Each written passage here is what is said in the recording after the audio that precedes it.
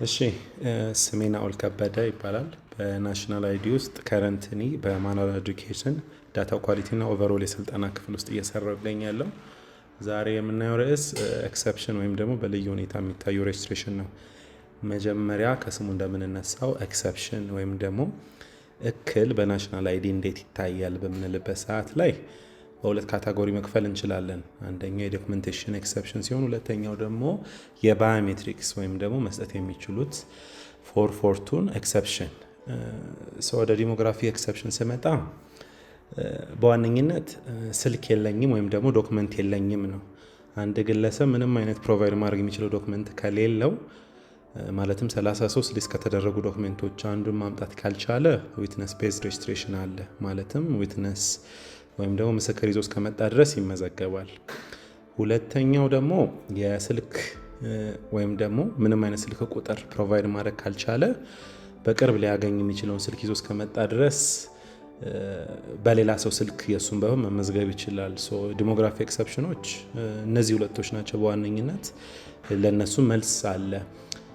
በዋነኝነት ደግሞ በአሁኑ ኮንቨርሴሽን የምናየው ስለ ባዮሜትሪክስ ኤክሰፕሽን ነው።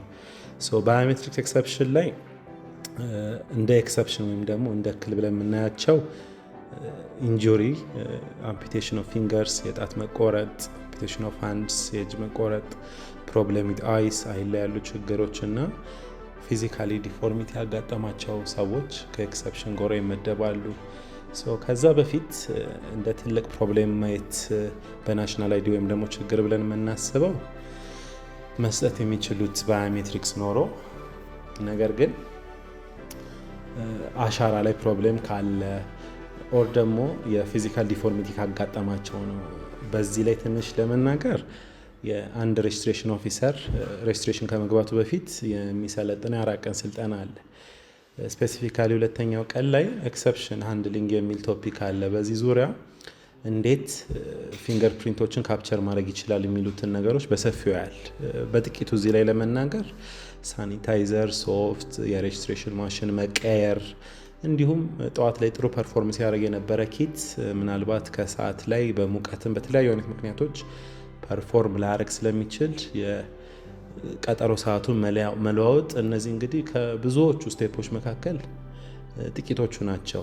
እንግዲህ አሁን እዚህ የተነገርኳቸው መስጠት የሚችሉት አሻራ ኖሯቸው ነገር ግን የእጃቸው ላይ ያለው አሻራ ኳሊቲ በማነሱ ምክንያት ነው ትልቁ ፕሮብሌም። ነገር ግን ቅድም ሜንሽን እንዳደረኩት አምፒቴሽን ካለ ወይም ደግሞ ምንም መስጠት የሚችሉት ፊንገር ፕሪንት ከሌለ በአጭሩ ለሲስተሙ ኮሚኒኬት በማድረግ ኤክሰፕሽን ሃንድሊንግ የምንለው ፕሮሲጀር አለ። ማለትም የቀኝ እጅ ላይ 2 ወይም የግራ እጅ ላይ ደግሞ 1 ጣቶች ከሌሉ ወይም ደግሞ ከተጓደሉ ለሲስተሙ ክሊክ አንክሊክ በማድረግ በአጭሩ ከሲስተሙ ጋር ኮሚኒኬት በማድረግ እነዚህን ትተ ቀሪዎቹን አንሱልኝ በማለት ሬጅስትሬሽኑን እናከናውናለን።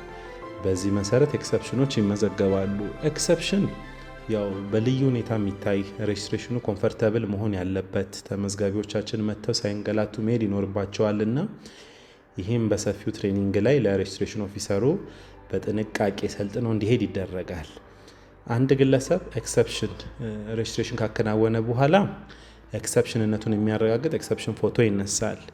ይህም ኳሊቲ ቼክ በሚደረግበት ሰዓት ላይ ጣት መጓደሉን፣ እጅ አለመኖሩን ዳታ ኳሊቲ ቬሪፋይ የሚያደርገው ኦፊሰር አጣርቶ ሬጅስትሬሽኑን ያሳልፈዋል ማለት ነው።